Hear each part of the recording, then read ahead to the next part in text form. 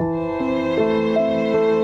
a enfin rouvert ses portes au public il y a quelques semaines, après quasiment 30 ans de fermeture, dont plus d'une dizaine d'années de rénovation.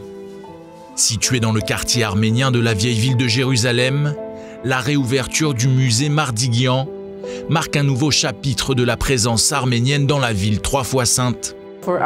Pour nous, Jérusalem est notre deuxième maison. Une présence de plus de 2000 ans, depuis la conquête de la région par le roi d'Arménie Tigrane II en 95 avant JC, jusqu'à la période ottomane, en passant par la première forte émigration d'Arméniens vers Jérusalem au IVe siècle, après que l'Arménie soit devenue le premier État chrétien. Chaque pièce expose une période de l'histoire du peuple arménien à Jérusalem, avec des explications en 4 langues. Ce que l'on voit ici, c'est la copie d'un parchemin qui a été écrit par le prophète Mohammed et qui a été envoyé ici. Il y est écrit que les Arméniens ont toute leur place à Jérusalem et qu'ils doivent être protégés afin de vivre en paix. Outre des documents officiels et des objets précieux, le musée abrite aussi quelques manuscrits appartenant au patriarcat arménien, qui détient la deuxième plus grande collection au monde. Ces manuscrits arméniens sont avant tout un art. Ils ont été faits par d'importants artistes comme Roslin. Il avait pour habitude d'utiliser la couleur lapis lazuli qui à l'époque venait d'Afghanistan. Il s'agit d'un bleu magnifique.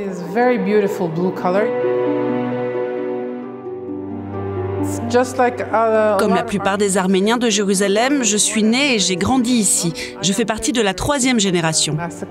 Une grande partie du musée est évidemment consacrée au génocide arménien qui a culminé sous l'Empire ottoman entre 1915 et 1917. C'est la partie la plus douloureuse du musée.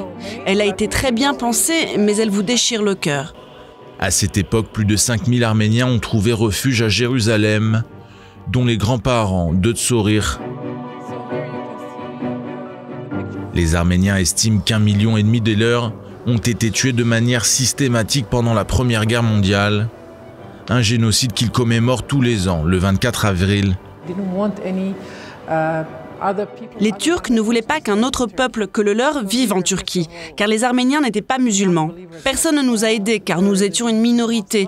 J'imagine que nous n'étions pas si importants que ça pour le reste du monde. Ça fait plus de 100 ans que nous attendons toujours des excuses de la Turquie. Ils n'ont jamais même admis qu'ils avaient commis un génocide. Ce qu'ils disent, c'est qu'il y a eu une guerre et que des gens sont morts.